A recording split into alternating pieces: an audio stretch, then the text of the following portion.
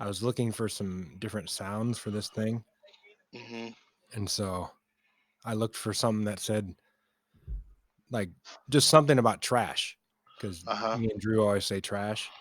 Oh, got you. So I say it too, though. So I found Trash. this. Let's see if we can make this work. Bro, you're trash, bro. Is them tears, bro? Come on, bro. I gotta get you together, boy. Them the interception. I wasn't even playing. I was wiping your tears off, bro. I was wiping, bro. Bro, where you going, bro? Where you going, bro? Bro, you're trash, bro. Bro, you're trash, bro. Bro, come on, bro. I've seen that before. Oh, you've seen that before? I've seen that before. I've seen it, and I've seen it in real life.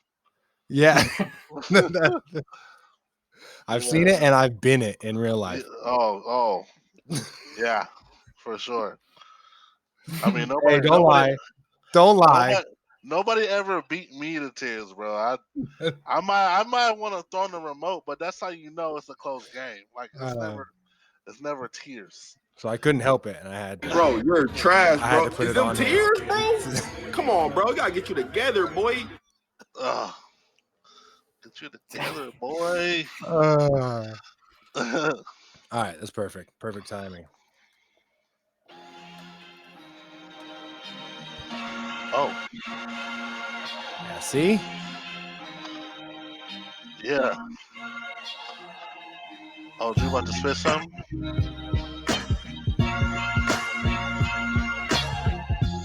You crying? Why you do that? Like you about to spit something? You can finally hear it.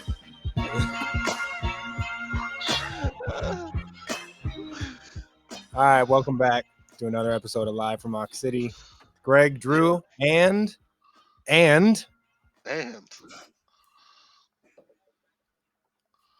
friend of the show. Yes. Here we go. Oh, he didn't got it. Oh. Friend of the show, Jordan, aka Psych Ward. That's right. Is joining us. Another Oxnard native. That's right. I'm throwing my chain. His legal entrance music. Diamonds on my damn. Nah, just playing. Jordan, what's up? Thanks up? For coming to kick it with us. Hey, I appreciate you guys having me on. Yeah, so this. Jordan is another Oxnard guy. Been here for what? You were born here, right? No, I was born in Ventura. If that counts, everybody was born in Ventura at that time, but came back to the side. I guess I'm repping more Wainimi than anything, like Port Wainimi. Yeah, I forget about that. You know, I mean, we got our foot on both doors, but reality, you can catch me by the beach. Well, Wainimi's got all the weed now. You catch me on the true south side. Wait, hold on, let me take that back. Let me just say Port Wainimi. There ain't no south side. Wait, so hold on. Yeah. What is the what's the city of? Is there a city of Point Rainimi like zone? There is. The street? What is it? I think it goes Ventura Road to Channel Islands west, and then it like stops. It stops when it hits Victoria. The military base, right? Yeah, like when you hit when you hit up to Victoria, I think that's when it stops. Okay. Okay, got it. Yeah. Wainimi, there's a police department, right? Yeah. And they got like 5 squad cars. Yeah, pretty much. They got 4 on duty. Yeah. Yeah, got your little Wendy's right there. You know. Yeah. Hey.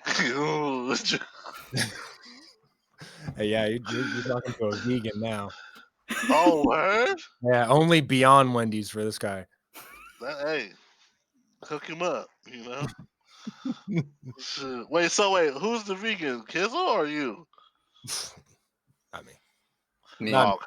I don't say I, it like I that. I'm knew saying like I could never do it. I could never. I knew you keep it caveman, Greg. I knew you was I mean, Kizzle was down there. I try, but Yeah. Greg, you look like you go out there, you get your own shit. I'm getting my own. yeah, I look like that, so people think that, but I don't. I can never do that. Yeah, you say, hey, I can't slide even that play drive through. 300. Yeah. So it was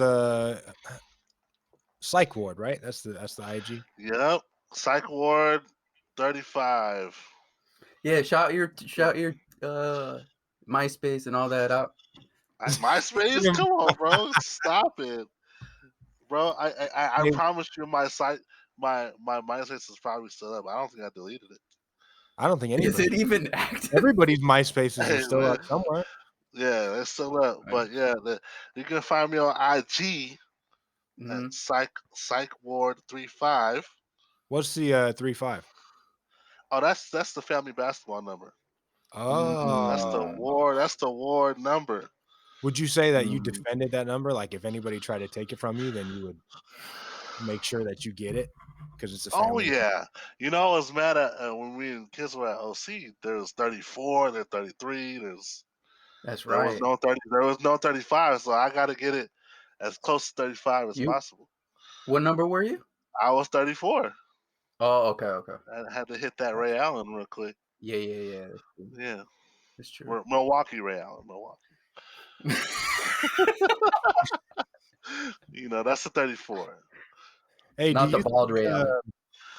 Yeah, do you not think 20. eventually basketball coaches should be able to wear jerseys on the sidelines like baseball coaches? Man, you know what? I think coaches should come out there with full on like hoodie and sweats, bro. Like, Okay, yeah, now, okay, but not a jersey though, not a jersey. specifically, Like we don't need, and I think after that, like if we want to keep it a little professional, maybe they come out with like a golf like polo with his name on it. Like keep it a little comfortable. But like like suit and tie, bro, I Nah. I'm don't talking get about it. like a sleeveless jersey with shorts. You don't think so? Nah, man. Like this isn't travel ball. What's that? Oh, why am I getting the boost? Nah, man. Like you in regular games, you can't show up in like some basketball shorts and a hoodie. Like you gotta look somewhat presentable. But baseball, my argument is that baseball coaches do it. Baseball coaches, they got the pants, they got the jersey, they got the number. And so I tell Drew, like, I want a number. That's Like, true. I'm gonna coach the team. I want a number like everybody else. I want a jersey like everybody else. I don't see what the problem is. I'm trying to AKA hell no. No. I see his point, but like I don't see why. Like, does that make you like want to go out there and play? Like, That's what I'm saying. yeah, like you gotta why? set yourself apart. Like, I've seen coaches with full on like sweatsuits and stuff. Like, to see me, that's tight. Yeah. Yeah, Maybe I'm off on this one. You're very. But I see your point, though. I see your point. I mean, there's a looking like a team, but actually not looking like a player. Yeah. Yeah, I don't know. I don't know how baseball gets away with it, but I don't know how they're cool with wearing pants, bro. Baseball, and I'm gonna try not to do this. Like I said, it's the first show that we have the board, and I'm gonna try not to do this too much. Give a shit about baseball. I can't help it. But didn't you like baseball for a little bit though? Like, weren't you interested in baseball? I still like it, but really, what turned me off to it was this past summer when they started up the NBA again, and then baseball took forever because they were trying to figure out. It was like somebody had to take a pay cut, and the players didn't want to take a pay cut, and then the ownership didn't want to take a pay cut, so they just didn't play. And that pissed me off, like, as a baseball fan. you have a bunch of people who are stuck at home, they're doing nothing, and they need something. They need some entertainment. And then you know why? We're arguing about that. You know why, bro? Because baseball players be burnt out. They know it's for the money. They play every single day. Think about it. They play every single day in their youth. But that's all they do. By the time they get there, they're burnt out, and I just want to get paid. And baseball is 181 games, I think. Exactly. It's not. I thought it was 162. Yeah, around there. They made it more. No, well, you might be right. You're probably right. Yeah. Yeah, you're probably right. But also those games, what I remember about baseball. The game, they just sit in the dugout they're active during those games for 10% of the game. True, and then the play is actually happening from like 90 seconds of a play, so you're not really doing anything active. Yeah. However, you out there on the field in the sun, beaming on your eyes for 9 hours. I mean, they out there in all kinds of weather. I respect the if there's something that I like about baseball is I respect the tradition of it. Like there's a lot of like tradition surrounding like with the coaches wear the jerseys. Just I mean there's a lot. It's a rich in tradition sport. That's why I love boxing so much because it's like a lot of tradition around the sport or whatever. Like it is generation. One of those the fundamentalists or whatever, the purists that try to put something new in the game. You know, like baseball. Nah. Everybody hates Puig because Puig enjoys playing baseball. No, I was just trying to find something positive to say about baseball, to be honest with you. Oh, good for you, man. You did that. I mean, you lost me with the traditions because I was like, traditions? There is. Yeah, there's a lot of tradition in baseball. Like, baseball's pastime is not good, bro. It's not like the game hasn't changed a lot as far as like you know, the way it's played. Yeah, and the whole unwritten rules. Yeah, they're all unwritten rules, but then you can't step on a line when you go out to the field. The idea of the segregation and baseball was a racist sport, bro. Let's keep it all the way real. But I was going back to the 90s. I wasn't going back to that. Oh well, that was it wasn't that much further back that it was. It's not like the only reason I watched baseball was for Ken Griffey Jr. Ken Griffey was the guy. Yeah, and then I stopped. I mean, he's out. I turned it off. Yeah, like I just feel like how they handle their own is like terrible. Like NBA treats NBA legends like freaking legends. Well, and it's the best. And the players. Yeah. With baseball players. Hold up. I will say that you got a lot of Latinos that come over and make a living playing baseball and the way like Boston embraced Big Papi.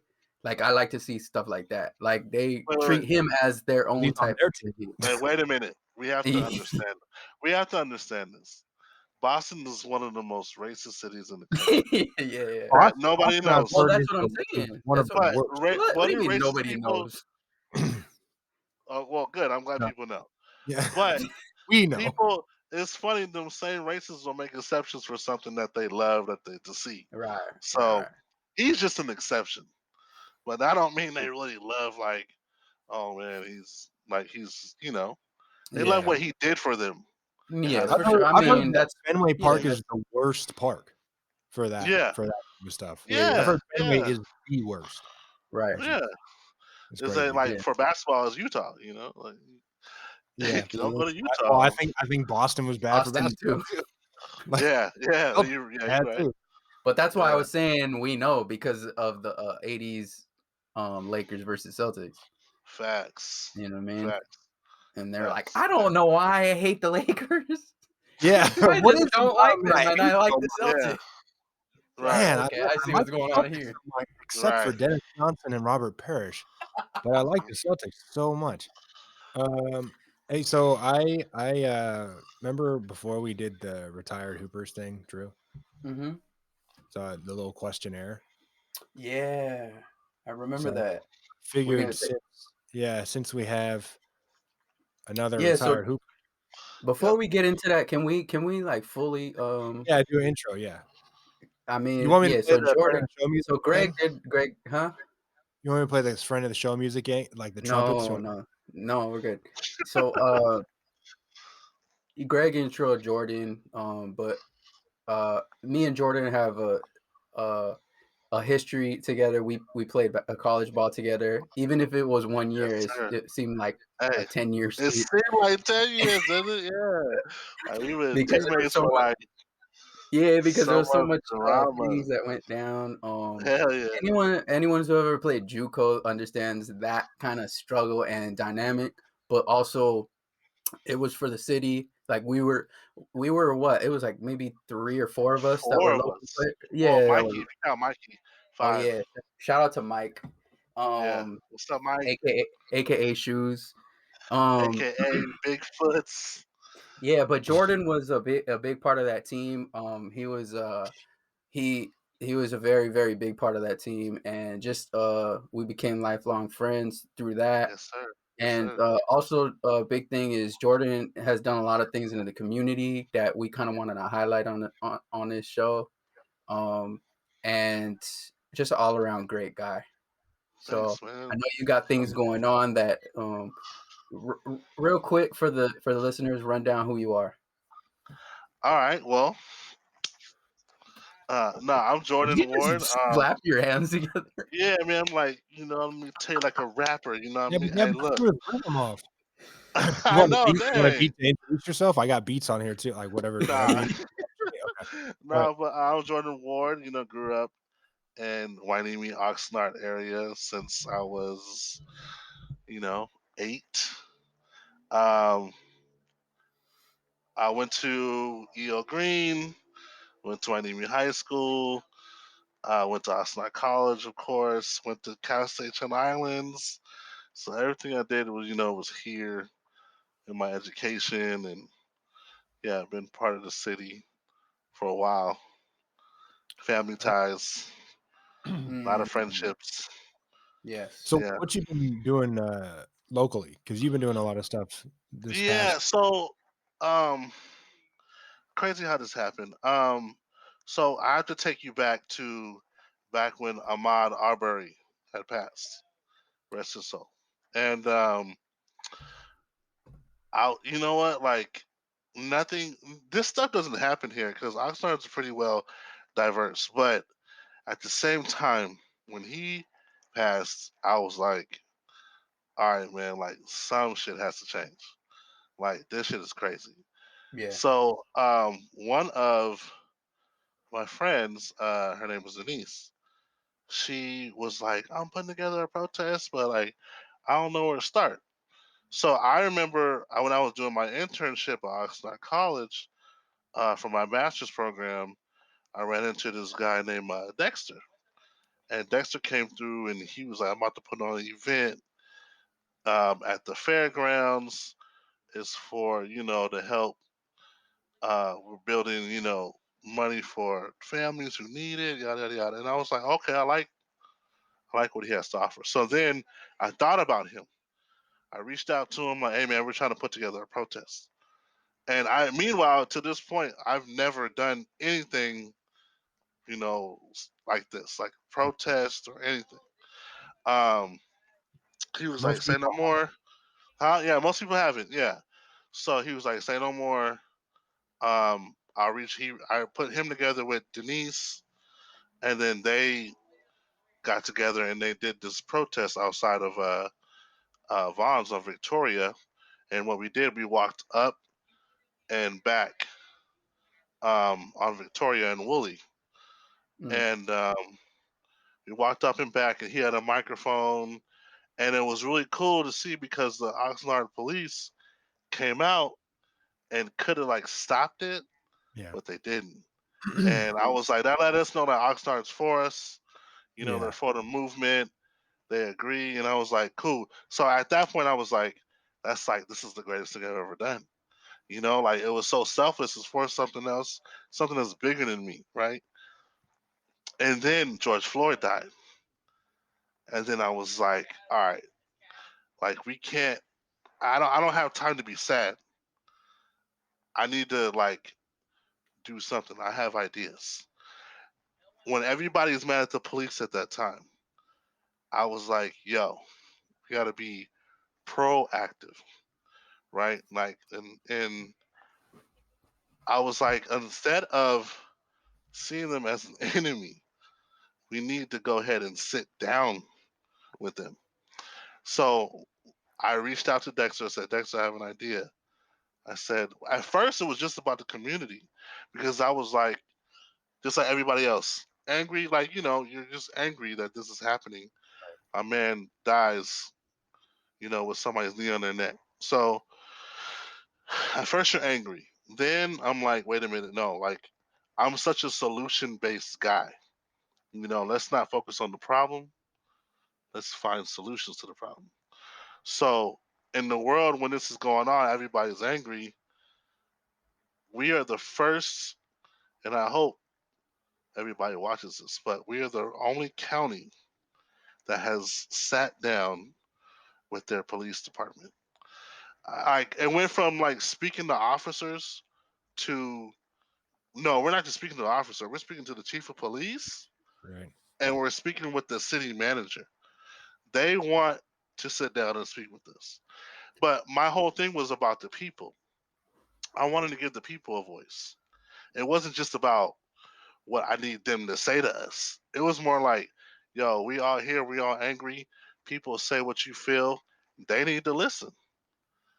Right? So that's what I did. I created an event it's called The Talk because uh, it's ugly.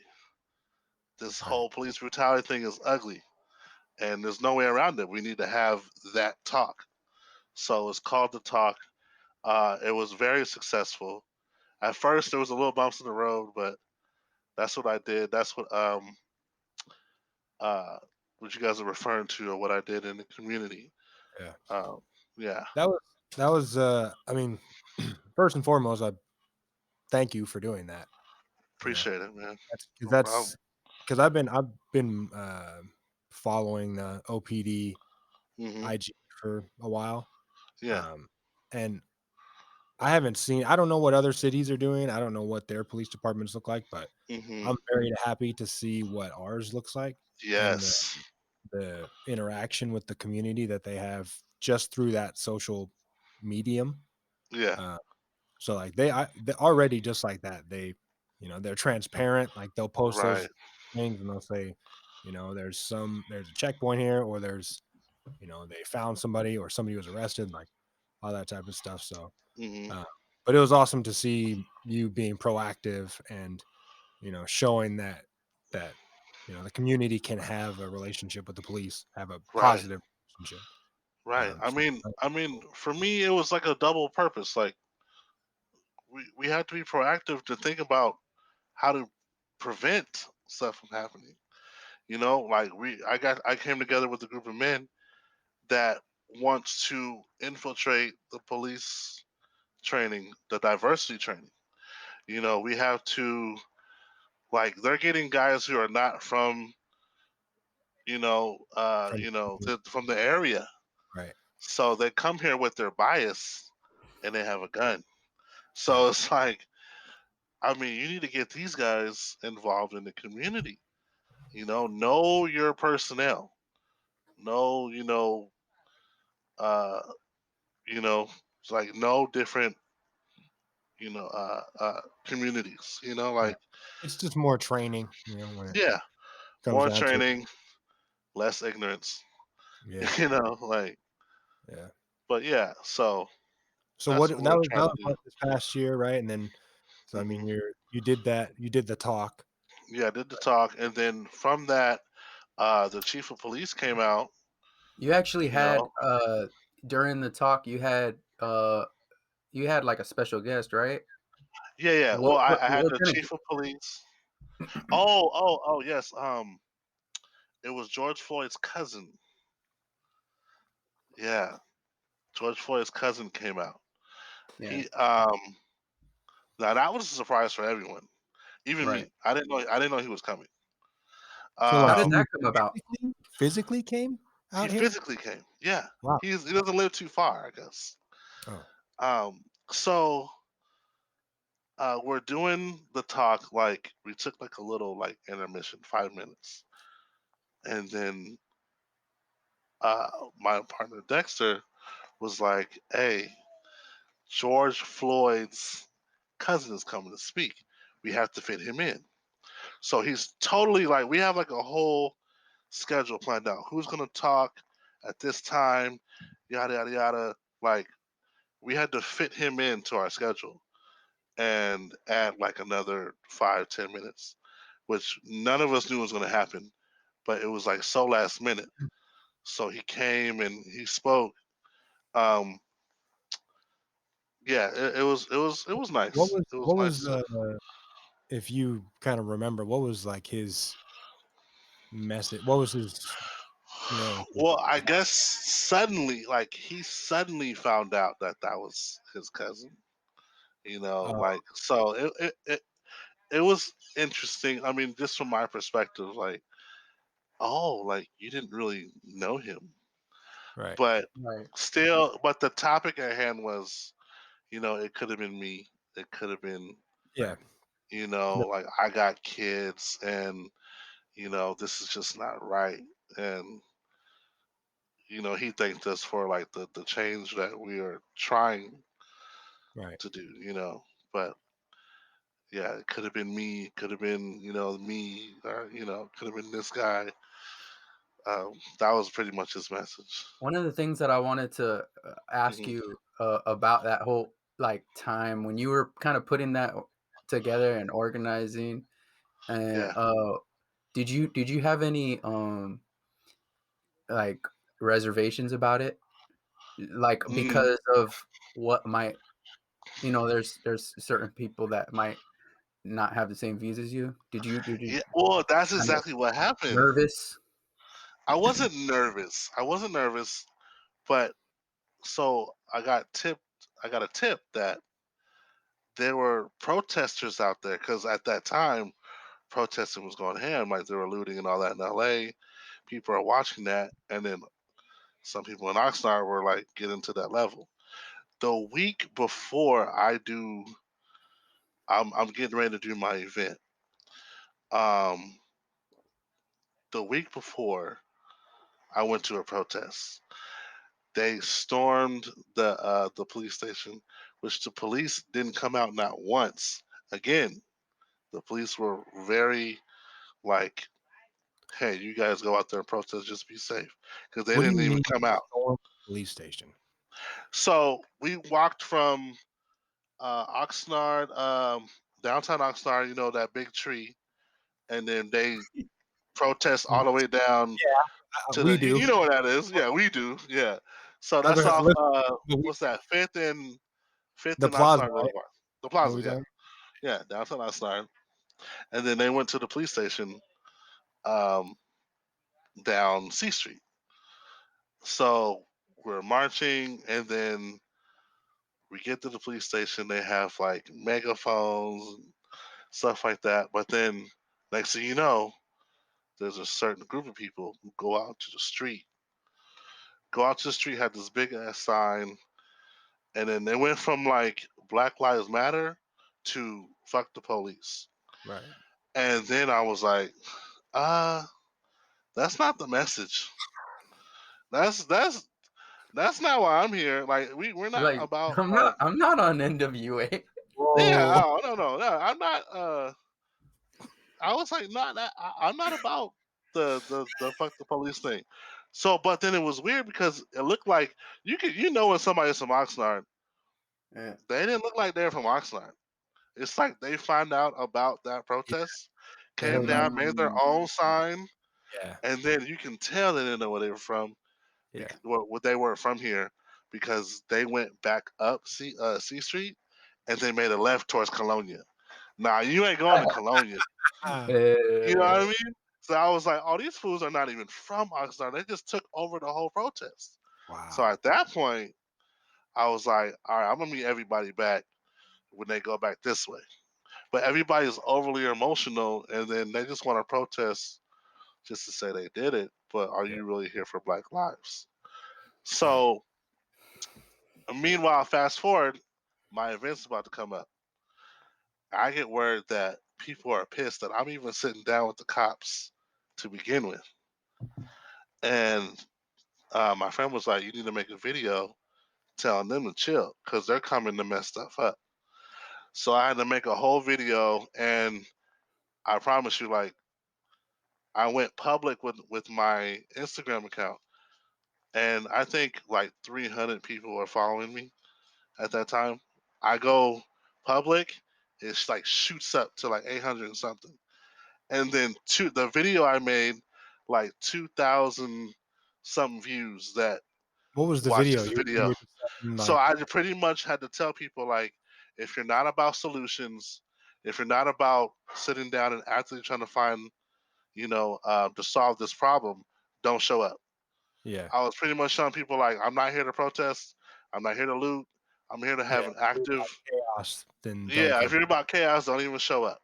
So that thing got like flipped and you know put back on other people's, and I was like, oh snap! Like a lot of people watch this. Um, yeah, so I had to set that tone because a lot of people were like, why are you sitting down with them? And I get it. They were a little young. The young ones don't understand fully. They're the enemy. They're this and all that stuff. Like, And I they're was like, just for trying one, to. yeah, but we have to be proactive and sit down and come up with solutions together. Like, Yeah. they didn't see, like, we're already steps ahead by just sitting down. Right. Yeah, we see what happens when you don't sit down. Exactly. Yeah. So I'm not gonna lie, I was a little just for me, like I was like, damn, if he's putting this video out, like I just hope everything goes well. You know what I mean? Oh, I hear you. But then a lot of people came to my defense and was like, how, like, first of all, is Black Lives Matter? And a lot of people who were coming at me were of Hispanic descent. So they're like, how are you going to tell a black man how he wants to go about doing what he wants to do in his own topic of Black Lives Matter? Right. Which is true. Like, how are you going to tell me how to do Black Lives Matter? But I got called like an Uncle Tom by even some black woman DM'd me talking about I'm Uncle Tom, that I'm a police officer. Look at him, he talked like a cop. I was like, what? I was like, this is what y'all think? This is like, I was like taken back. Like that kind of bothered me. I was like, this is what you get from this? Like, I'm an Uncle and Tom? not trying to Okay. communicate is a problem. Yeah. Yeah. But that's okay. I think it's tough for you to do that stuff. Like that's why that's why I appreciate, I think speak for both of us, but like doing stuff like that because you stick your neck out. Like, oh yeah, for sure. People Yeah, by the end of it, it was like low key exhausting. Like I needed the whole team, like I needed, people for setup and all that stuff. And a lot of my friends came through and helped me to set up the event. So it was good. It was a good outcome, and the message, it was good for people to see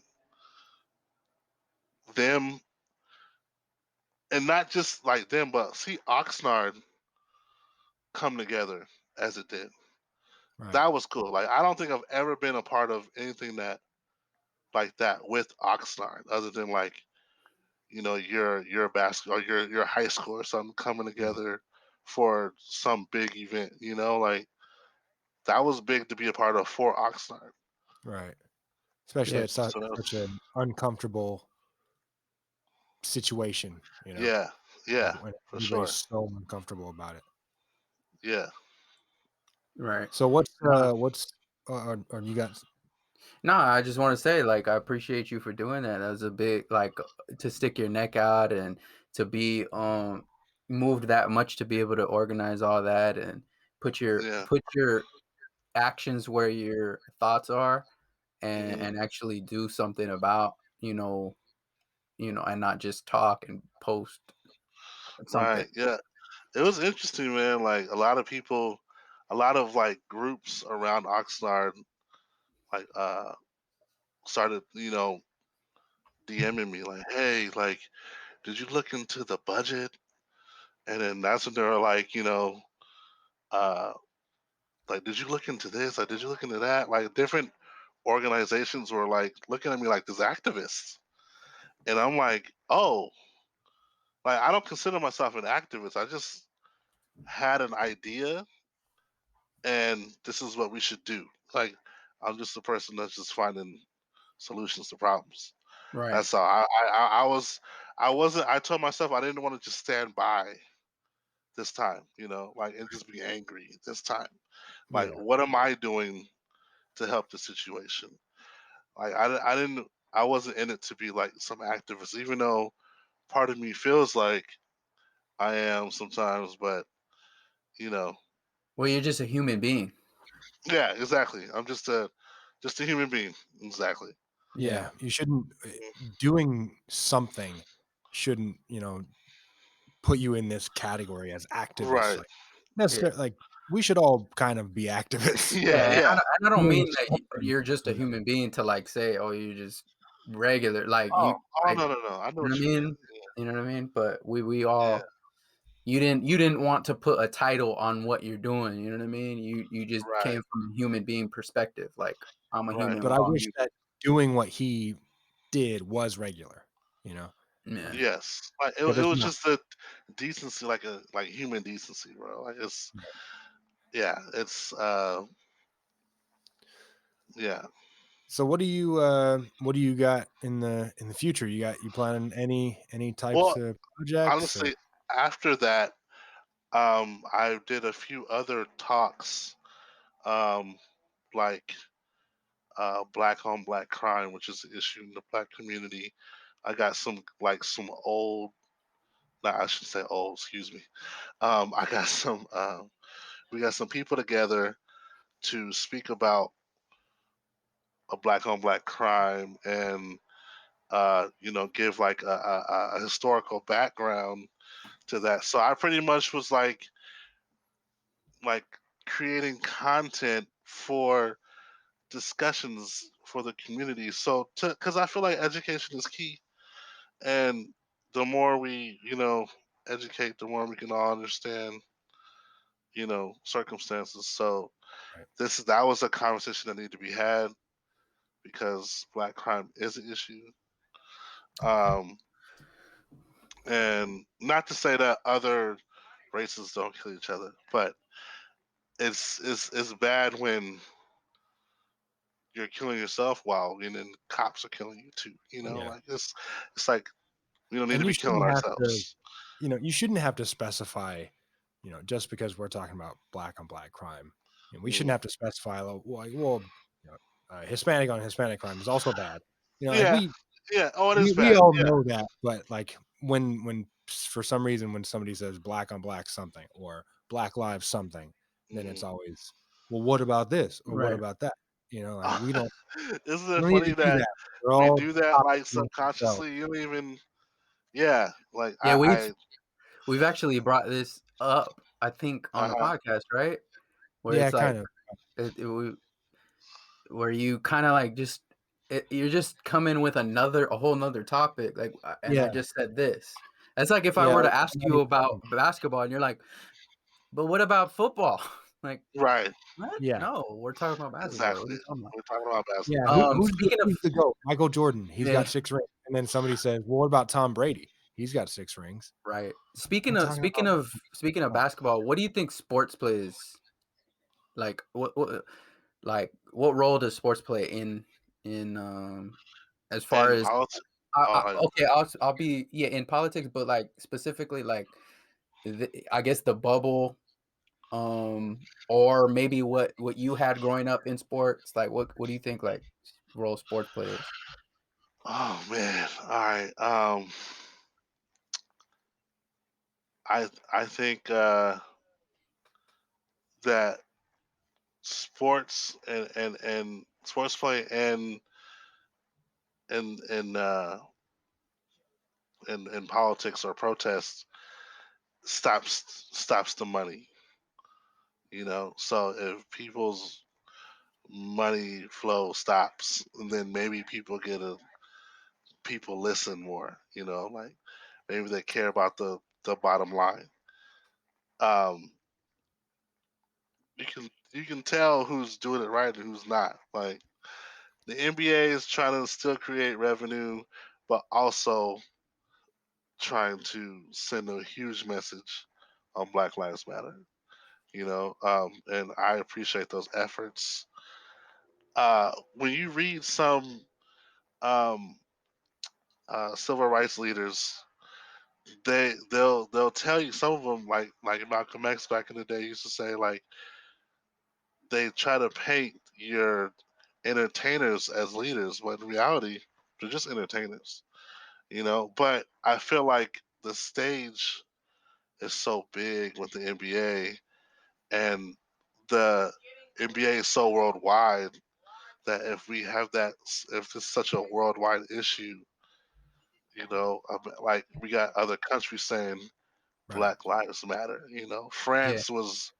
France was protesting Black Lives Matter. Like Facts. that's crazy. That's the stuff England that they too. didn't show Yeah. us.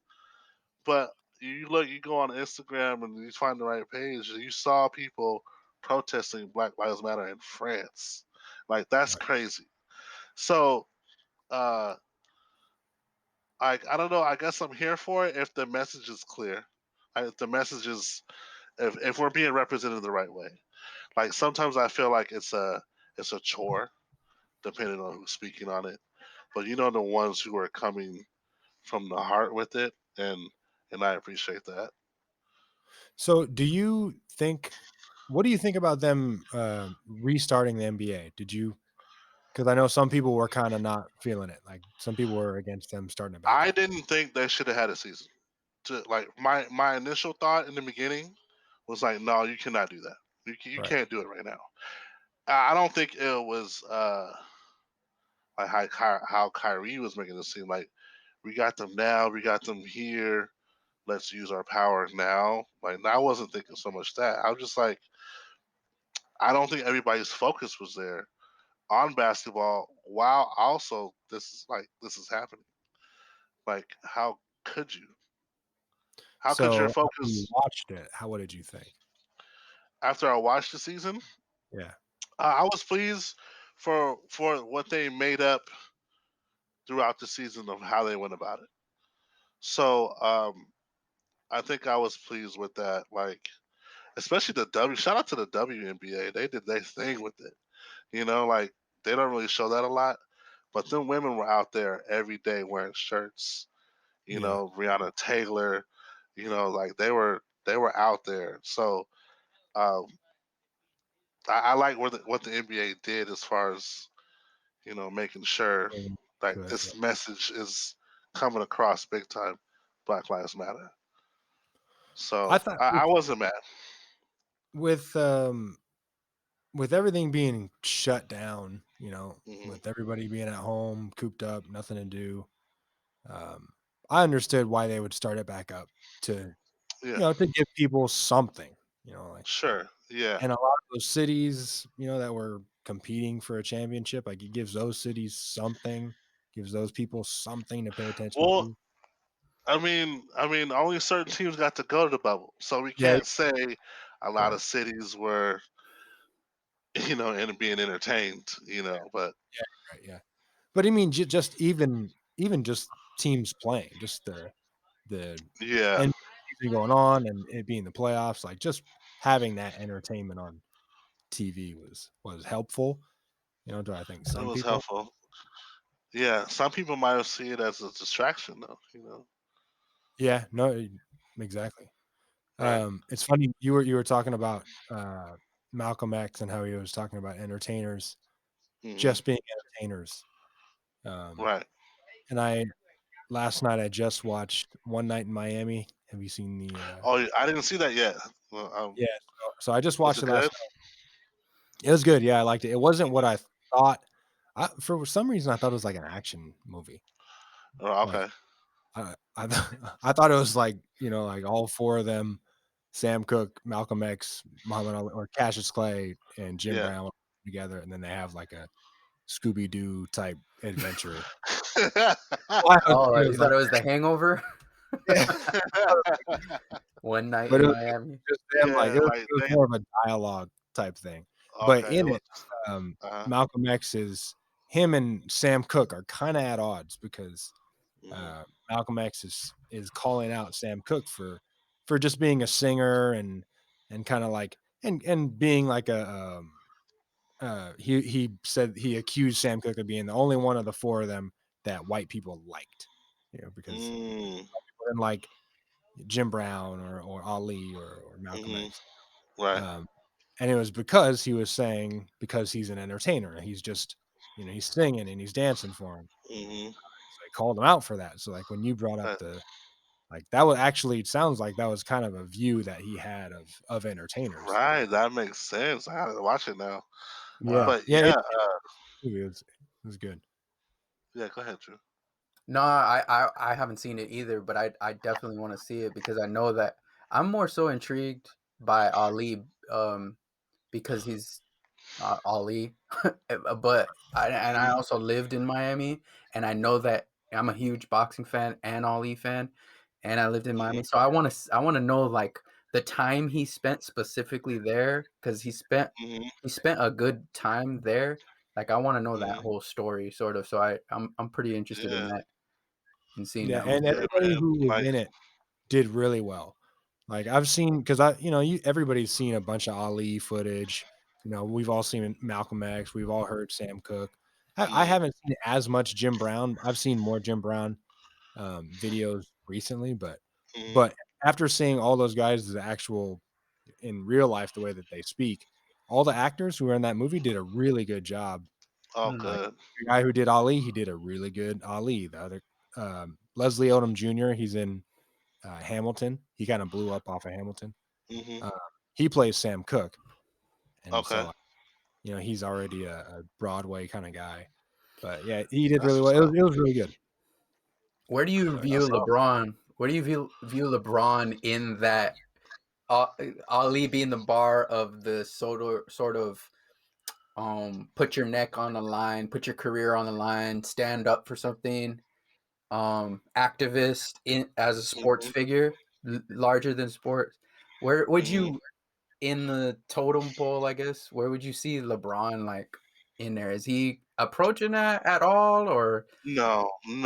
is Colin Kaepernick above him in sort of that, or who do you view like maybe your top like political sports figures?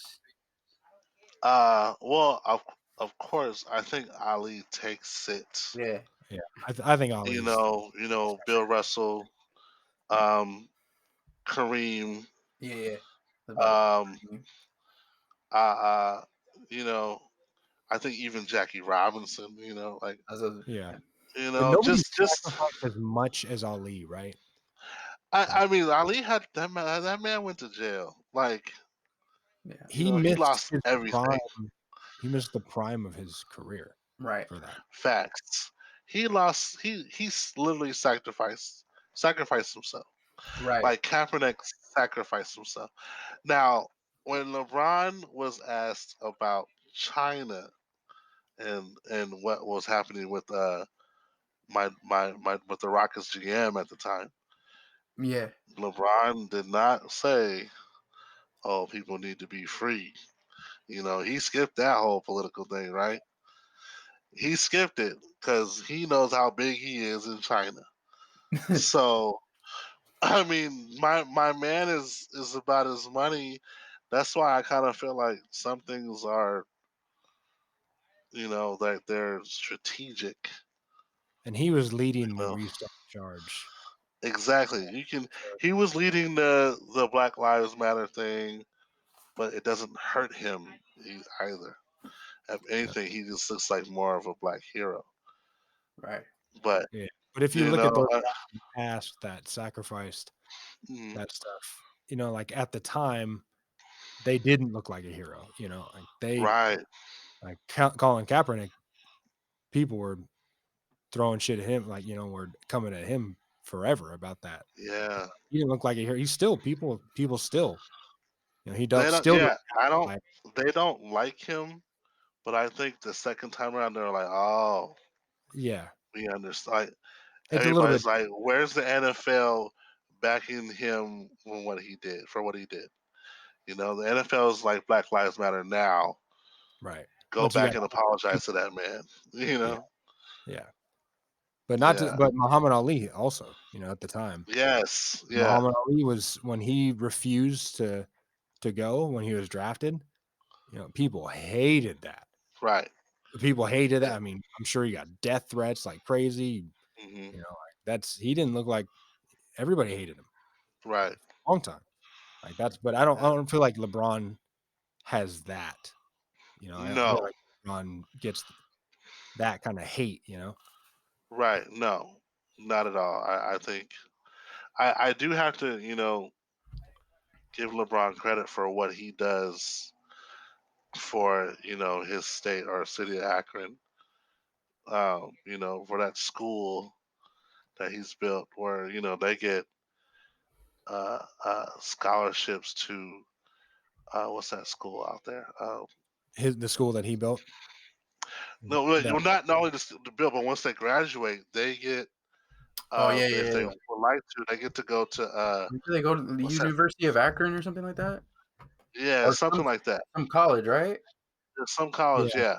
Yeah, I did see that. Like, yo, that's crazy. That's fire. That's fire. Crazy. Like, which that's it big makes time. me that brings me right back to Malcolm X saying that entertainers are just entertainers. Like, a lot of the time when I talk to people about sports, people will say it's just a game. Like, they're just people out there playing a game, which, yeah, they are just out there playing a game, but you see what kind of power that game gives somebody like LeBron, and then he can build that school for these people, so that, like, when you say, they're just playing a game, right, it's not totally accurate. Right. It's more than just getting my mama out of her house, like I'm actually giving back to my community. That's wonderful. Which I will say, I gotta, from what I see, the NBA is the best about that. Yeah. Like, the NBA usually leads the way in that. And especially over the summer, that was like, it was NBA players who were, once the NBA started shutting down, like, it was the players who came out first. Yeah. It was the players who had to come out first and start paying the employees, and then the owners. Facts. Like, okay, I guess we'll pay them. Yeah, I guess we'll. Yeah. It was the players first who are doing that. So don't come and tell me that athletes like that don't have any power and they don't do shit and they don't do anything for anyone. Exactly. And people like to talk shit about Kyrie, but my man gave like WNBA players money. Didn't he buy George Floyd's parents' house? Yeah. Family house or something like that? Yep. They want to talk bad about him, but speaking of what he did for people. Speaking of that, I'm not. We got into this before. Like, I don't look at my athletes for their political views. When they do something great, for me, one of my favorite athletes of all time, and I wasn't even alive for him, is Muhammad Ali. Because of what he stood for and everything like that, and because he was just unbelievable in the ring. Yeah. But I don't look at my sports figures for their political view. Like, I separate that, right? Like, everyone's human to me. Like, you know what I mean? Like, I don't really like, okay, he's doing this, I'm gonna follow that now. Like, I don't check that. And I know there's a fine line between that, but someone people love to hate is Floyd Mayweather, right? For whatever he's done in the past, however he's acted, and then what did he donated for the funeral of George Floyd. So that's like another thing where it's like, man, everyone's just human at the end of the day. You know what I mean? Like, yeah, of course. And I don't know. It's just that kind of shows you, like, okay, people hate Floyd Mayweather. A lot of people hate Floyd Mayweather, but like he did this, right? So it's like, Like, what do I you don't hate? think. Well, I don't think people separate the money and the lifestyle from humanity, Yeah, right? They think it changes you, right. you know. But if you're a good person, you're always going to be a good person, you know. Like if he was probably always giving. We never know about it, but we like to make assumptions for the type of lifestyle that they're living when they get that status. So, Right. I mean, like it's hard for people to fathom. Yeah. Like, oh, he's a boxer that carries around $1 million in his backpack. He's gonna give away some money. Yeah, right. But well, yeah, Just like why wouldn't he? You So know, like what do you okay, so speaking of Floyd Mayweather, dang. What do you uh-huh. feel about his new beard and hair? Hey man, I saw it because I wasn't aware. I wasn't aware until you guys told me.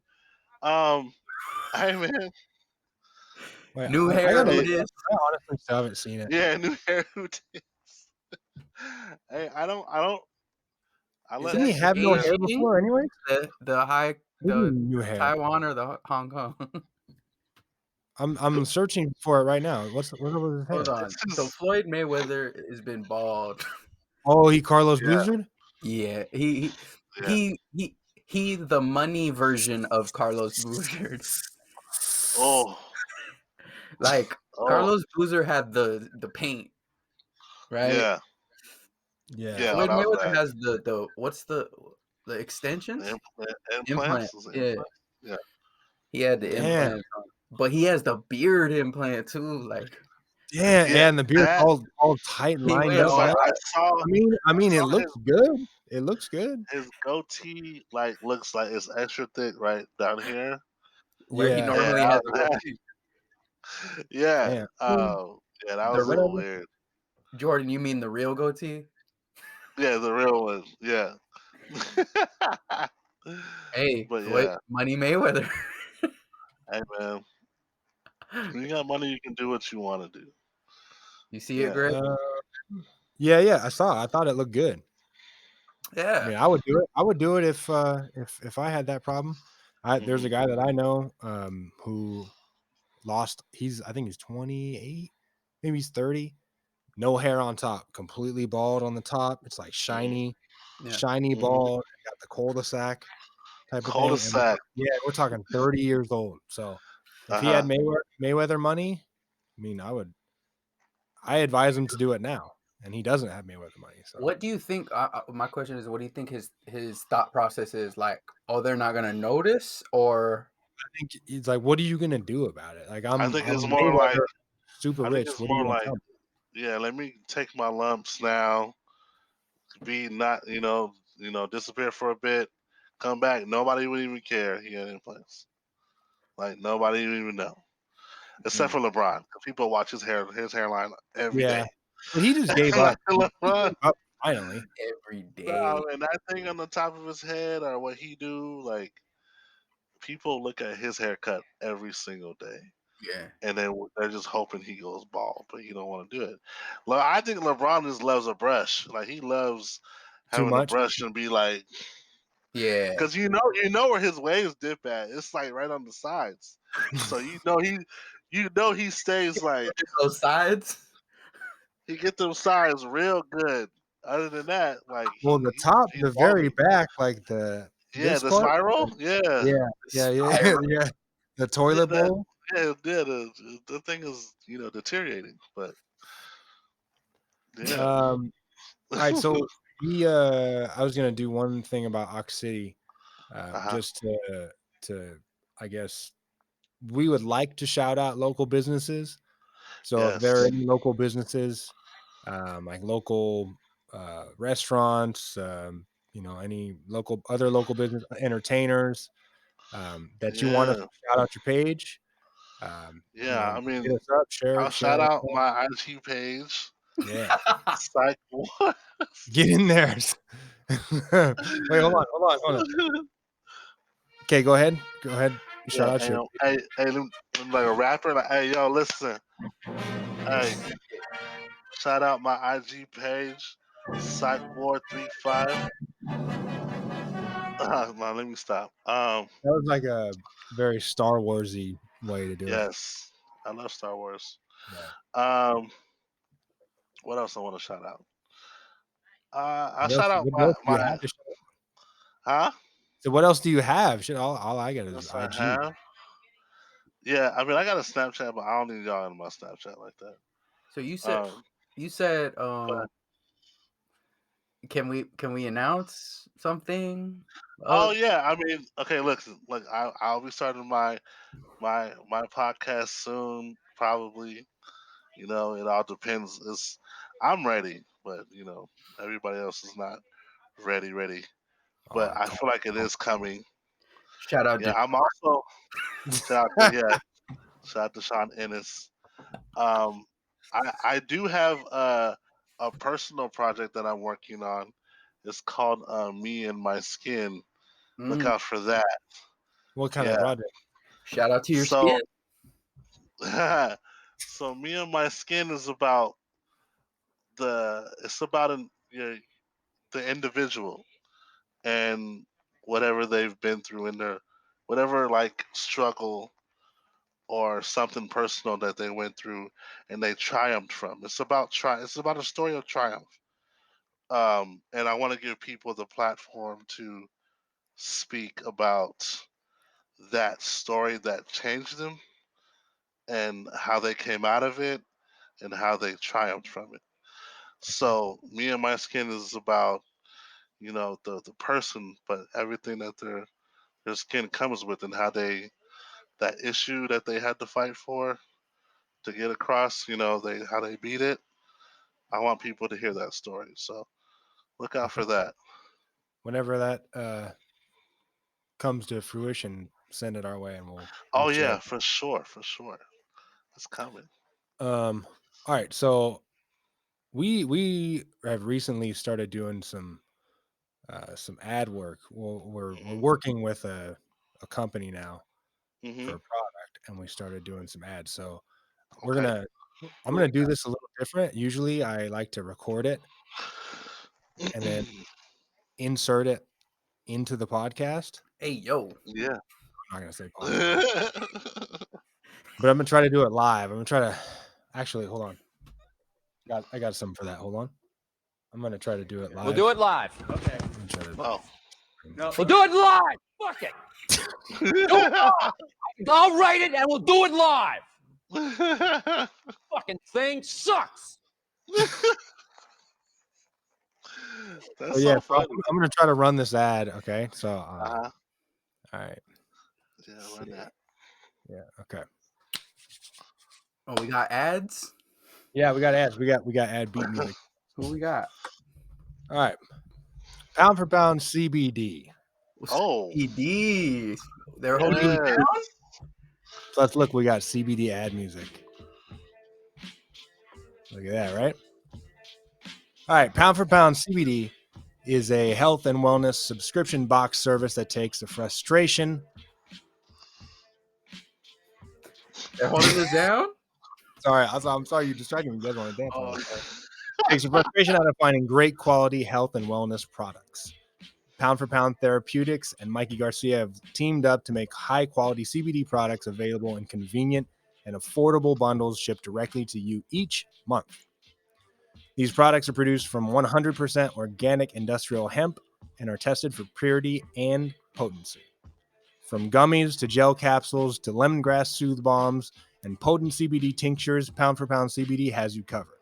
Pound for Pound CBD works with the top CBD cultivators and has specially formulated this line to meet Mikey Garcia's needs as a professional athlete, as well as for maximum benefit to recreational athletes and all consumers, which includes me and retired hoopers, which we're going to get to in a second because I want to find out about Jordan's retired hooper's life. Pound for Pound CBD is made in the USA and contains 0 THC. So if you need a product that you can use and also get drug tested and keep your job, Pound for Pound CBD can get that done for you. Check it out. Browse the new Pound for Pound CBD Therapeutics line. Choose a monthly subscription and start enjoying the benefits of high quality CBD products now. So what? Yes. So hold on. Okay, hold on, Jordan. Give me one Okay. second. Okay. So 1 pound second. for pound CBD. Is that like Uh-huh. that's like some like pound for pound? That's like some boxing thing, right? You mentioned Mikey Garcia, Yeah. So Mikey the Garcia, local hero. are I mean, he's the world champion boxer. are That's you a boxing guy, Jordan? All right. So look, I I'm like a boxing, like a social person when it comes to boxing. Like I go to like the social events. I think I dabble in a little boxing talk. Like I wouldn't say like I'm not hardcore with it. Like Drew would probably break it all down. But I'm well. in for a good fight. He said, "I'm in for a good fight." I like to see people get punched. He's held his own in the streets. Yeah. I mean, I held my own in the watching pay-per-view events. I Right. can say a few things.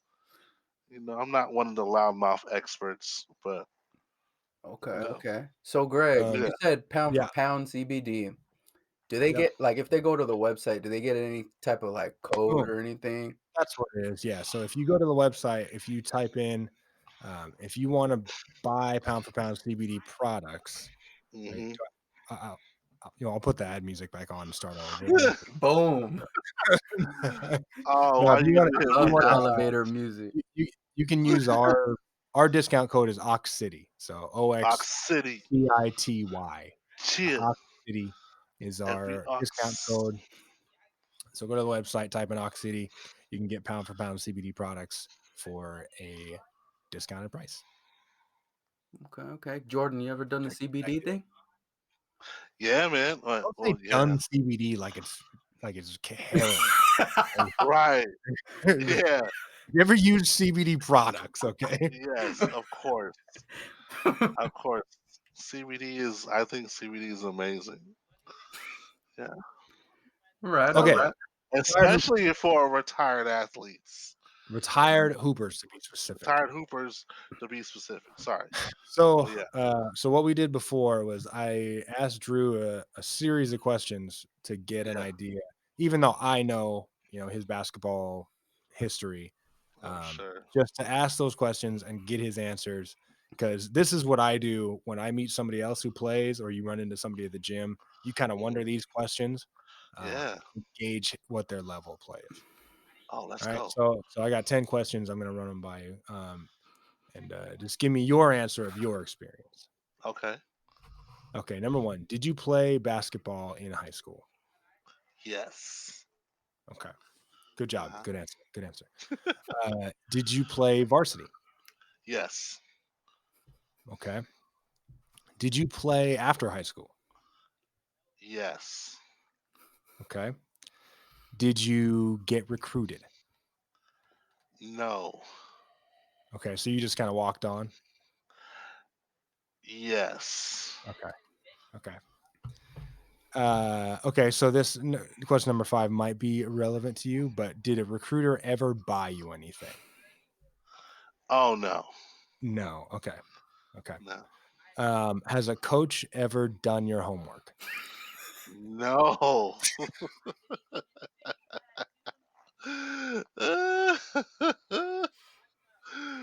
Nah, man.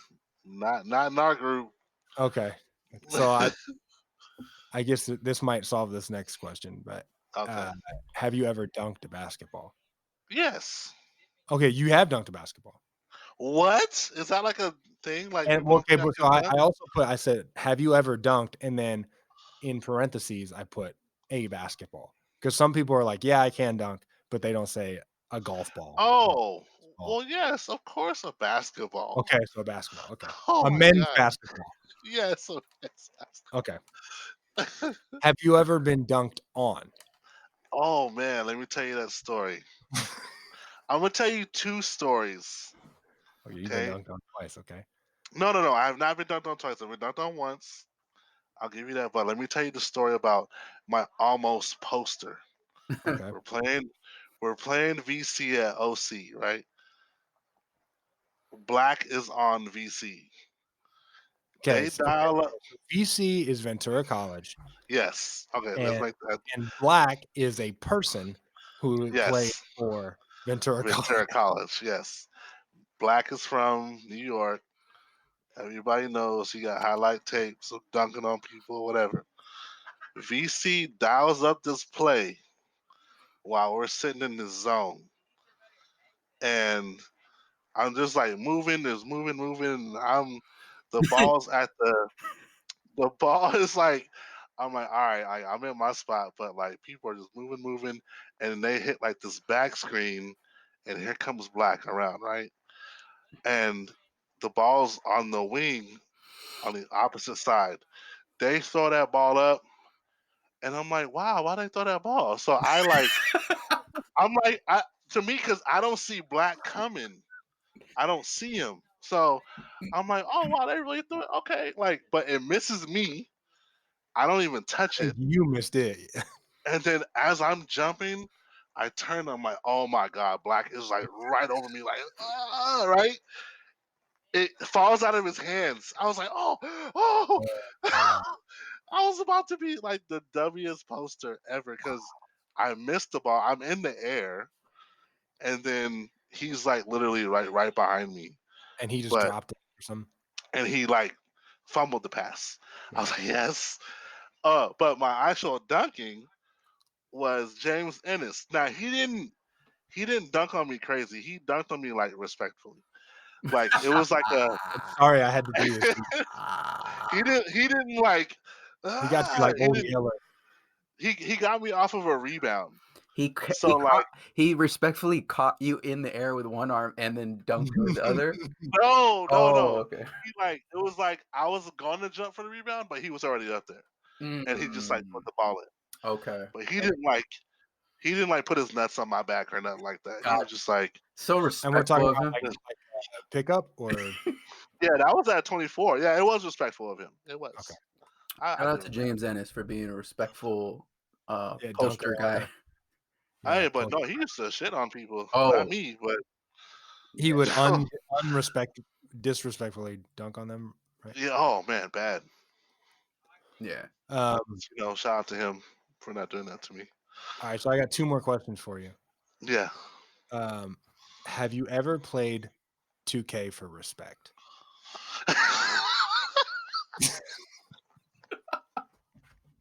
That's so funny.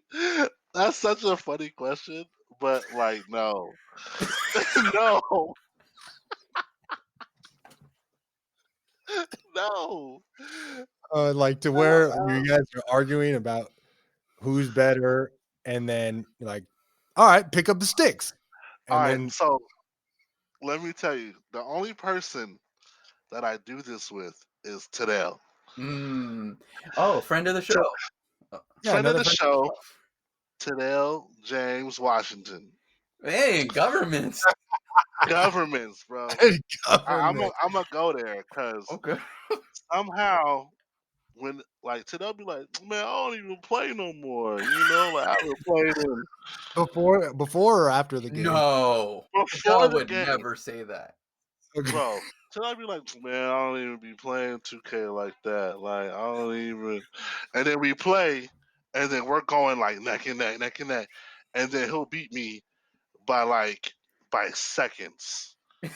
And I'd be like, you don't play no more, huh? Like, and it's always that first game, like man, like you want to play like old times, like, because we used to go at it when I was like, we were like younger, but now it's like, oh, we play when it's like, is there? All right, we're not doing nothing. Are you when you play him or when you play the game? Are you talking to the person, or are you just silent in your zone, like not saying nothing, or are you like, ooh? Oh, I'm talking.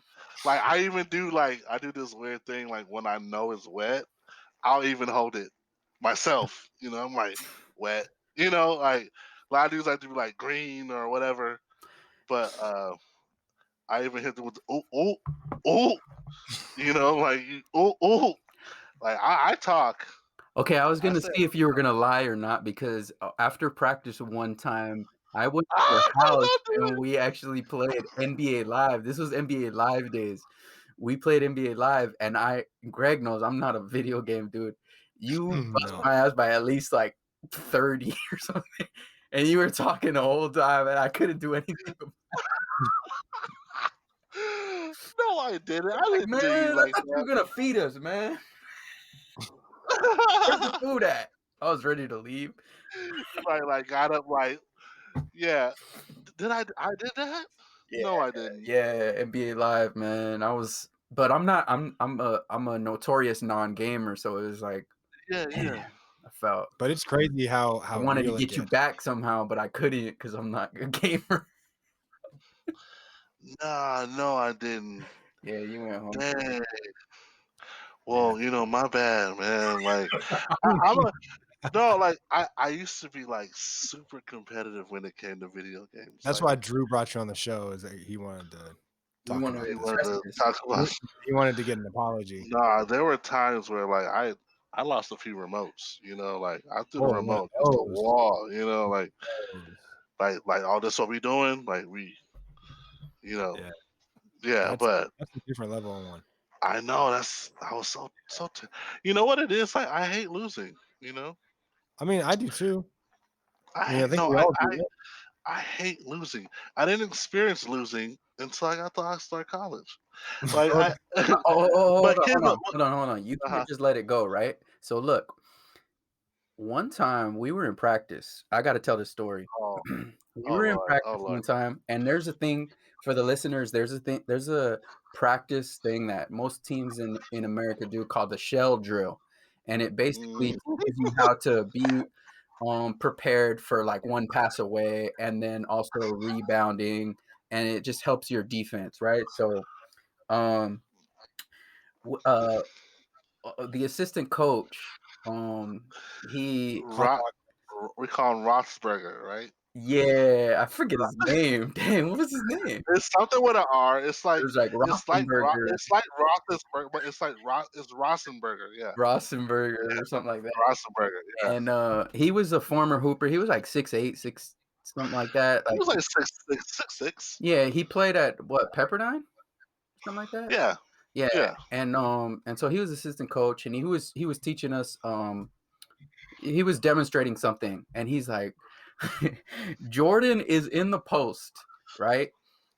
Which is, for the listeners, like next to the basket, and he was on defense, trying to defend the person who was supposed to receive the pass, right? And so the coach is like, all right, guys, and we're kind of relaxed at this point. He's like, all right, guys, so I'm gonna throw the ball to the person in the post, and Jordan's defending that person. He's like, let him catch it.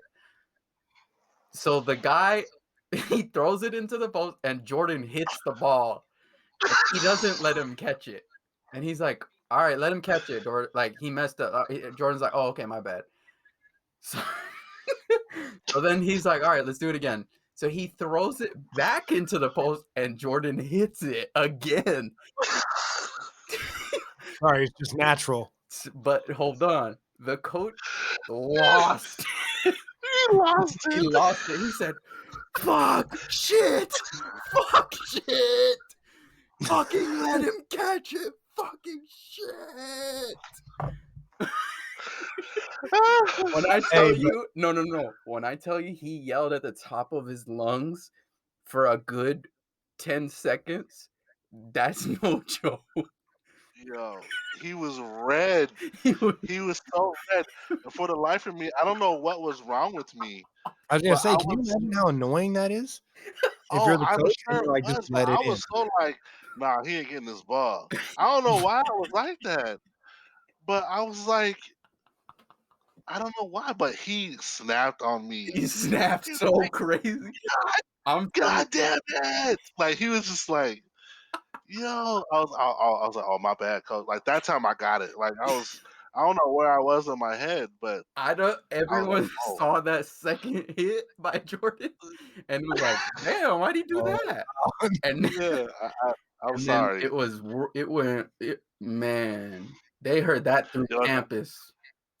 Yeah, that was like a get on the line moment, Oh and we doing yeah. line Oh drills. yeah. You know, I probably messed up for the whole team, but Mm-hmm. my bad, coach. Yeah. I own that. I own that one. Yeah, that That was one's. I loved that one. We joke about that to this day, but yeah. I told you guys about I know Drew about the Ventura coach that said something in a timeout when he got real mad to my cousin's team. He said he was really mad in the timeout, and so the team came over, and then he puts the board down and started writing a play or whatever, and then he said, "This is weak ass PP shit." What? This is weak ass PP shit. Weak ass PP shit was is what he used because he was so No way. weak ass PP shit. Oh, you had that more part coach though, Greg. He was a little Oh, weird, wasn't he? he was crazy. He it Oh. was at the point, there was one time where he was on his knees on the floor like a baby, like pouting like a baby about a call. Like Oh. it was crazy. It What? got to the Yeah. point. Crazy. Yeah. Yeah. He's like on his knees, like begging to the ref, like Oh wow. very animated type crazy. Speaking of coaching outbursts, I remember at my 4-year school that I went to, we were getting smacked by a school. We go into the and the coach was like a super nice Christian like coach. And we go into the locker room at halftime and he says, "Everybody look up." And I'm like, I stick out like a sore thumb because I come from a JUCO where it's like a bunch of like dudes like gun everyone for themselves type of deal. Yes. Yeah. And so everyone on this is like family and team oriented. Right. So I'm used to the, for lack of a better term, fuck shit, right? Yeah. So I get it. We get in the locker room and he's like, "Everybody look up to me," because we're all sitting down or whatever, and he's at the chalkboard or whatever, the whiteboard, and he's like, "That was horrible." but hold on, he was serious, but it was so funny to me that I laughed out loud. Oh damn! Why you do that to your coach, man? It wasn't like a laugh out loud. It was just like like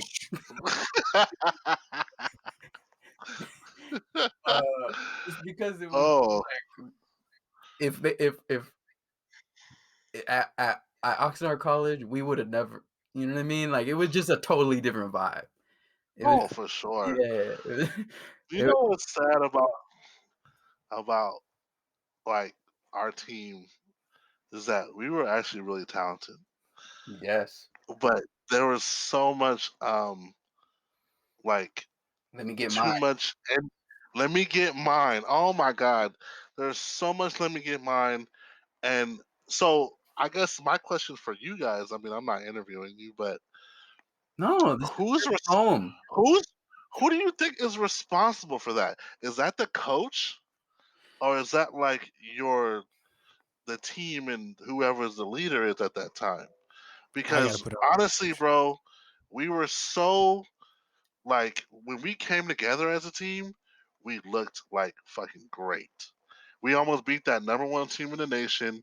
We had them up by 20 at the half, and then the second half we were on some individual shit. Like I don't understand like whose fault that was. Well, it's tough. That's a loaded question because It is loaded. as a coach, if you say, "You know what? I'm putting my foot down. Nah, you're off. You're out. You're out. You're out. You're not gonna have a team." Right? Right. With what we had, right? And then I will say this, going back to kind of the not to get political with it, Coach Mack was the best coach I ever had because of the fact that he helped me realize a lot of things and he didn't discriminate. So Sure. So going back to this, like he was very big on helping young black men. Like Yes. that was his thing. Like he was very that Yeah. was important to him. And I knew that, right? Like even as coming into the team, like as a freshman, and I knew Yeah. about him, and it was dope. But the fact that my second year he did not discriminate against a young Mexican dude, Mhm. and he let me start over Yeah. you know what I mean? Over someone who was Yeah. Of probably course. more for sure more talented than me, and a young black dude, but he did not discriminate. He said, "You know what? You're a hard worker. You fit the Oh. team, and you improved a lot, and you put the work in and the time in, and you gel, whatever the case is." Like he started Yeah. me, so that was a big thing. Like that was a big lesson for me too. Like you know what I Mhm. mean? Like like just the fact that he was just like even like you're gonna get your like he's not gonna discriminate just because Right. it's a like he wants to give this opportunity to a young black dude just as much. He sees that I'm a minority as well, and you know what I mean. He's gonna he saw that I was it was as just as important to me. Like he did a lot of life lessons, psychology major, I think. Um, Yeah. he taught me a lot of things. Yeah. So there was a lot of reasons. He was secure in that position. So that's Mm. another thing. Like he was taking people on that may, like not have that full interest. Like we had a dude from Japan on our team my first year. He took him on Mhm. the team because, he knew that that would like basically Push other guys. not only push other guys, but like that was a big thing for him to come to from Japan and play college Right. basketball in the States. You know what I mean? Like he Mhm. was he was doing a lot of stuff that people don't realize. Right. And Okay. Yeah. Yeah. Yeah. that's what I got to see with Coach Mack. You know what I mean? Like Yeah. so Do you think that anybody could have gotten more out of the team, Right. yeah, like so with the I players will that say you had? that. Yeah, I will say Because for anybody who's listening who doesn't know, the team, it wasn't successful. Like you had a lot of good players, but the team wasn't right. successful. No, we lost a lot of close games. Yeah, I feel like someone could have. Yeah, there's always hindsight is 2020. Yeah, I feel like someone could have done better for sure. Um, yeah, for sure. But to be honest, we had a lot of people with that um out of state people that just didn't gel. You know what I mean? Mhm. Like You're right. people that didn't And you have gel. so little time in that environment. Right. It's like you have one summer to kind of let everybody meet, and by summer you have a few weeks. Yeah. Right. People meet and then you just go, and Like it's people from all over the place. I'm not gonna lie, it was like a jungle at first before Yeah. like actually joining the team. It's like everyone it was like everyone out for themselves. Yeah. Like literally, everybody on the team becomes my family, right? But I gotta tell this story. I ain't gonna lie. Spence, when we was trying out, Spence at the key, dribbling. You coming off of a screen, and at this time, all I wanted to do was shoot. That's all I wanted to do. So I'm coming out of screens. I'm at the 3 point line, wide open. I'm like, woo! Spence is like, ooh, yeah, by himself. Like he look at me and be like, oh Yeah, yeah, I maybe next missed you. time. Maybe next time. Next time. Yeah, like he was literally like that guy, like Mm. but I always say like imagine if we had that mentality that if we win, everyone eats. Yeah. Like we get put on the map in winning, Yeah. everyone's gonna get looked at. It's hard to sell Everyone that. is. It's very It's hard to sell that, and it's It's like hard to sell that. especially to 18 to 21-ish year olds. You know what Right, I mean? Like you can't right, tell that age really anything because there's no perspective yet. right. So Yeah, so that's why when I asked you my initial question, who's responsible for that? yeah, that's what I'm saying. It's tough. Like you could say the coach for sure, but you could also say Mhm. us as a collective. You know, I there think was it's no. the I don't system think there was of any. I think I felt like at certain times, like I tried to take a leadership role. I felt like other people tried to take leadership roles at certain times, but there was no clear leader on that team, and we could have definitely used that as from the player Yeah. perspective. Yeah. You know, Greg, I what know. were you gonna say, Greg? Oh, I was just what was I gonna say? I'm not gonna lie, I'm distracted because one of my dogs Okay. poops sometimes, Yeah. and the dog just went outside, so I'm not sure if that's happening right now. But No, but but I guess what I'll oh, say what? about that is, like, Drew, you were a leader by example. Right, and now we're You and Mikey. yeah, And Mikey led by example, but then he also tried to speak, but it fell on deaf ears because we all knew, like, all of us were just a little bit more talented than Mikey. So it's like, Mikey, come on, bro, you're not gonna tell us what to do. Yeah, Even though, like, I respected his word, I'm just saying, like, I know what they were thinking. right, And then you have AWOL. AWOL is probably the oldest, but then he was so inconsistent with just being around. And even if he wanted to play, he wasn't even sure if he wanted to play. right, He was in and out with, like, man, I just want to play football or whatever, you know. So he wasn't there all the time. And then the star player of the group, Spence, like, I don't know, you can't tell him nothing. right. So he has to be one to listen. And I mean, like, I think it took we needed like a real. But then you see stuff like Coach K. He gets the best recruits and turns them in to, hey, this a is my team. program. So Yeah, then that, like, does it come back to Mac? We going jail. which If you're I not going jail, you're not going to play. You I know? kind of remembered what I was thinking about was that it's that system of junior college sports, especially Mhm. in California, the way that it's, you have a lot of guys that aren't gonna, they don't have it grades wise or just maturity wise or Mhm. whatever. And then they go to junior college and then they're there for one reason. They all have different motivations. Like just the system of that, like it's almost like it's not really to anybody's fault. Show Mhm. me Because a team that is consistently successful in JUCO in California. I'll show you a team that they're kind of teeter-tottering on them uh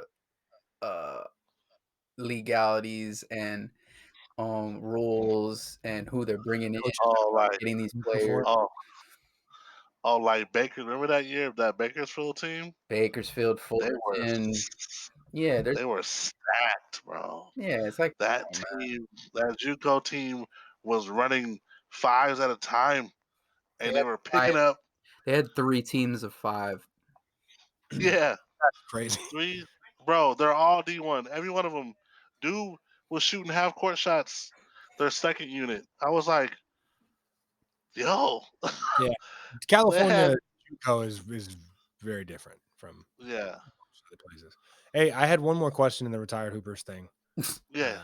The last final question was, have the Clippers ever won a championship? Come on, bro. He's a hater. Hey, man. Hey, Jordan, you're a Clippers fan, right? I am, man. I converted last year, bro. I Oh, converted. Oh, wait, you converted. Oh, wait. I shouldn't. Wait. That's the wrong word. That makes it seem like I left a team. Let me. I said I told Tadell this. I told my close friends, if Kawhi comes to the Clippers, because I've I been got you. supporting the Clippers. I was supporting the Clippers. I wasn't necessarily a fan, but I said if Kawhi comes, that championship pedigree comes, I will become a Clippers fan. We accept you. Then Again? Or were you a Clippers fan like before at any point? Or no, He no, supported. not at all. I okay. supported them. Like, I rooted for them. Were you Like, a I Laker? refused to go to Laker fans, like Laker games. Okay, so you were a I Laker. Or you were No, not. You were not a I'm No. Laker. not a Laker fan at What all. who did you support before? Like, or who was your team? Did you have a team or? I would say, like, growing up, of course, like, Michael Jordan is the god, so I'm like watching the Bulls. But then I felt like I'm such a fan of the game. I loved a lot of players on different teams. Like, I loved Gary Payton and Sean Kemp. Like, them dudes was like, like throwing lobs and stuff. And First lob Gary city. Payton, Gary Payton's the only point guard to win Defensive Player of the Year. Like, that's wild. Like, I love those guys. I love Jason Kidd. I loved watching a lot of different players. I was a true fan. So I wouldn't say like I had like a team that I was repping. Okay. Yeah, So the answer to the question was no, correct? Oh my. I mean, we do know that Clippers do not have Right. a championship under Just their belt. But you know what? I like the way they look this year, though. I liked how they looked or how they started last year. And like this team seems more mature. He's not being honest, or he's being what's the word where you're like sarcastic? Yeah, facetious. There you go. Boom. Yeah. But yeah, that's retired hoopers. That's all of them. Yeah, that's retired hoopers. Yeah. I was gonna ask what your guys' Super Bowl pick is. What you guys got? I'll start. You go first. I got Brady. I'm answering my own question. Okay. I'm taking Brady. Brady wins 7th Super Bowl, goes 7 for 10. Ooh. Super Bowl and beats Mahomes. Yeah, that's my guess. Yeah, I guess. Go ahead, I'll just say Brady. I don't know. You think? I could care less. Are you? Well, okay. So Jordan, what do you think? Who you got? Man, this is tough. I mean, if Brady wins, like people say, like Brady is the Jordan of football, right? But if Brady wins 7 championships, is Jordan the Brady of basketball? Like, does Brady become that his top own guy? Yeah. But 7's not the most rings that anybody's ever won. No. Right? Bill Russell football, that's a huge deal. Yeah, football is for sure. That's great. That's a huge deal. But the only thing is you have the thing where it's like some people don't. He's not the consensus number 1 even at his position. Facts. So he was never the best every year. You're right. So Michael Jordan was the best since he stepped on the court. So I see what you're saying. So you don't have with that being said, I don't feel that Tampa can bother Mahomes enough for him to mess up. I just don't see it. But I do feel that Tom is going to play his best game in the Super Bowl. Like, I think he already proved what he wanted to prove by getting. Sure, just by being there is big time. Being at the Super Bowl and Patriots not even making the playoffs. Facts. He already proved whatever he needed to prove. He already did. Yeah. So like, if he wins the Super Bowl, then I mean that's just that's crazy story. That's just crazy. Yeah. But him getting 10 Super Bowls, just that in itself is crazy. And he's not done. It's probably not going to be his last year. He said he wants to play till 45. I think if he wins, he's done. I think he. I don't think so. You ride out on that, bro. Like, not him. Not this guy. No, you have to though. You ride out with, I did it without Belichick. I did it at 43. He's setting 2 milestones for himself, and he's the most winning quarterback in Super Bowl history. Like, he's just trailblazing, bro. Like, he's literally is. I 100% agree with you on everything you just said. The only thing I don't think he retires is because the fans. Like, post-COVID season. Like, you know what I Ah, mean? Come back, If like, he would, oh, you guys get to actually see me. right, for to like a get into victory the lap, tour, the victory lap Okay, season, you yeah, know what I mean? Like, which hasn't I really see been a what you're saying. football thing. and you know The victory lap hasn't been much of a football thing, but it might no, be. but if here's the thing that would actually help his legacy if he kind of announces it, like say they're like, okay, COVID's over, uh, Hmm. by the next football season, and he's like, I'm retiring. This is my last season. This is my victory lap season. It kind of helps Hmm. his case if he doesn't succeed that year because he's like, you know what, I'm done. I don't care about this season. I'm just doing the victory lap. Like I, I see what you're saying. I see what you're saying, but you're also earlier we're talking about traditions, mhm, and that's not a football tradition. that's true. That's that nobody takes a victory lap to retiring. They just retire as a football player. That's true. They leave it. They just leave it. So I don't see him doing that. That's why. I mean that whole victory lap that they gave D Wade and Nowitzki, that's a rare thing, bro. Like nobody retires like that. That's true. Like Yeah. Nobody so far in football, I don't No, think, yeah, has yeah, nobody in yeah, football has. This is my last year. yeah. you're right. Enjoy. Exactly. This is my I last mean, year. Nobody's really. Right. Charles Wood. I'm a big Raiders fan. Charles Woodson kind of did that, but he obviously isn't the GOAT, you know. Um, but yeah, you don't have that like I'm for sure leaving this whole like in the beginning of the year. Yeah, And yeah, that's true. yeah, yeah. All right, so I got we have a couple more. I just want to get to one more thing, but are you going to stick around a little bit for the Patreon deal? Or you got to take off, Drew? Oh, I was gonna take off on that one. Okay, all right, cool. Yeah, just I was gonna get a little crazy. yeah. So the last thing that I was gonna bring up was that when this drops, it'll be February. Uh-huh. So Black History Month. Yes, So yes. I just wanted to kind of give you an opportunity to express what Black History Month is and what it means to you. That's the best way that I can think of, um, to kind of bring light to it and to give Black History Month its time.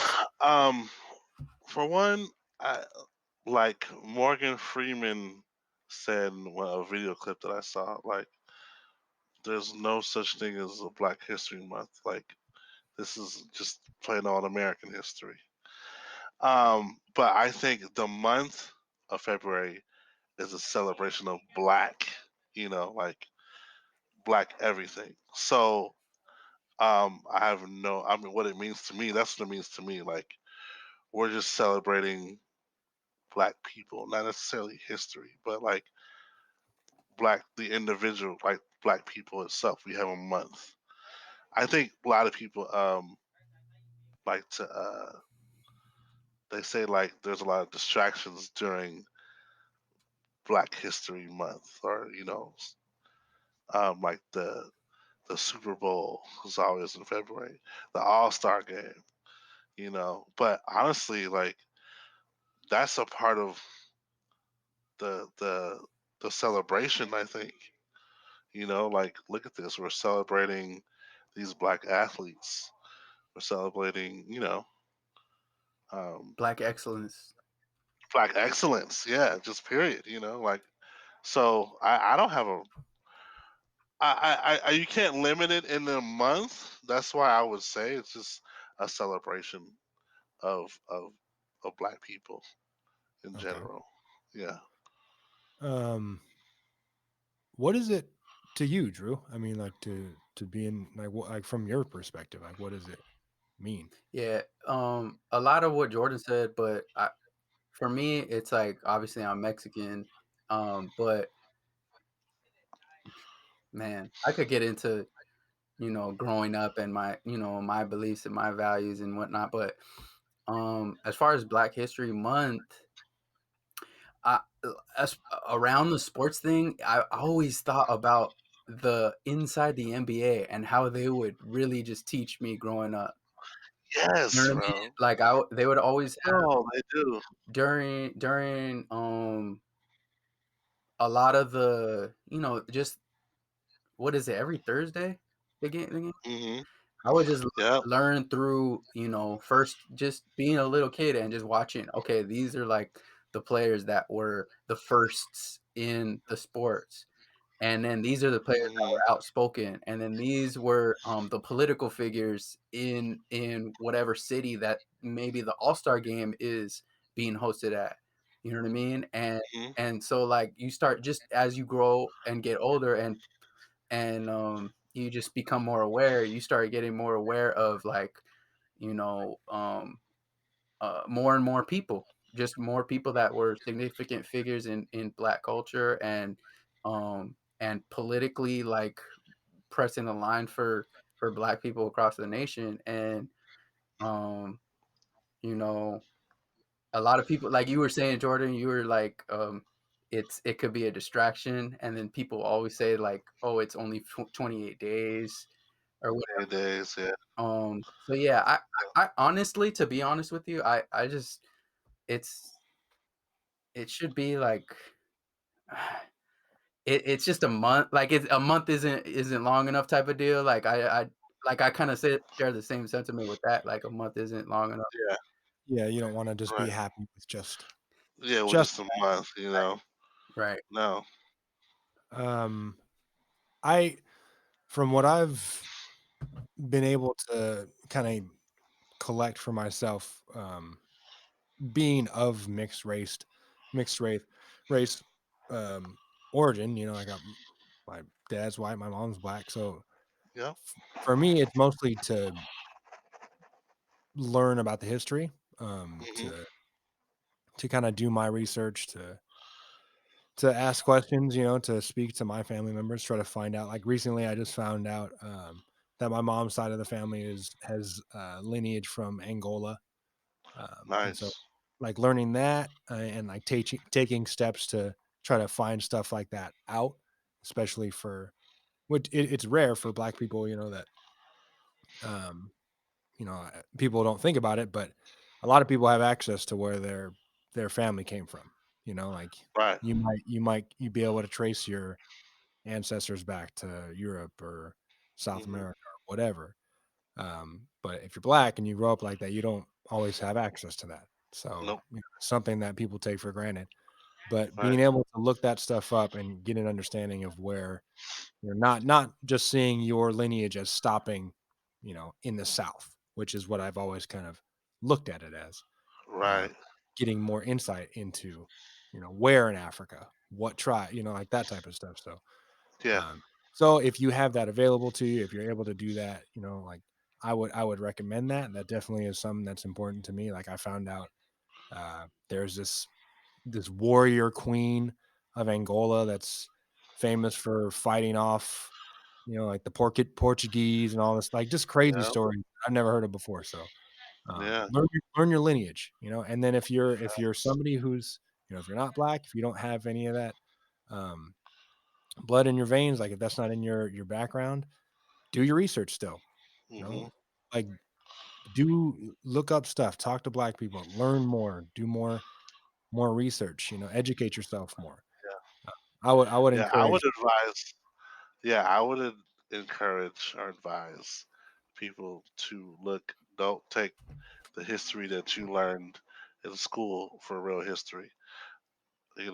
Like I've Yeah. learned so much beyond the classrooms that I've been taught in, that history, there's a lot missing from Hey, uh, s- what was taught. I'm not trying to cut you off. Yeah, I feel like I'm on the same page as you. The yes. 1619 project. Are you Yeah. familiar with that? What's the call say again? 1619 project. Oh, no, no, please Oh, if you're enlighten not me. familiar with that, you should check that out. Oh, for I sure, I will. mean, everybody should check that out. Really, it's Yeah. so.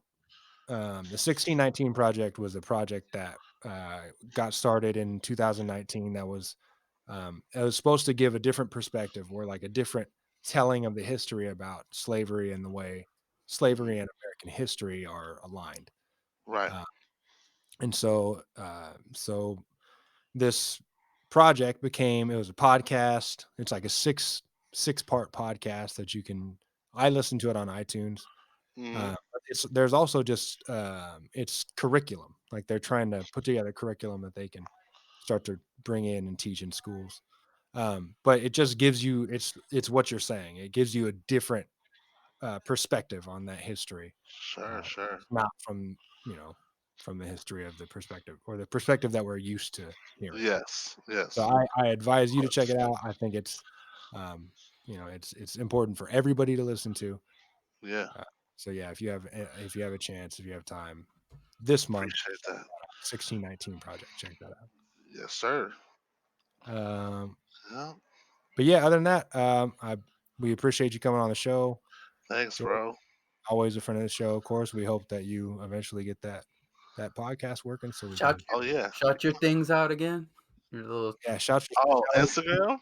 There you go. Yeah, you can find me on Instagram. Your website. Cyborg PSYCHWARD 35 on Instagram. Stay tuned. A podcast will be popping up. My personal project, Me and My Skin, will be popping up soon. So stay tuned for that. And for the page for that, Me and My Skin will be coming. I'm going to lead you out with some fade out music. Yes. There we go. Well, I appreciate you, Jordan. Like I said, I appreciate you, bro. Whenever you launch any of that, come back on and we'll promote it. We'll talk about it. Yes. And anything else we'll do. Got going on. Friend of the show. Yeah. Appreciate it, man. Appreciate it. Yeah. Appreciate it. Tuning in to another episode of Live from Ox City. You can catch us on IG at Live from Ox City. Patreon. Check us out on Patreon, livefromoxcity.com. We're on iTunes, Spotify, Google Play, anywhere they got podcasts. So this is a recording of my fiance doing an auto-tune version of Scared Ass Bitch Ass Boy.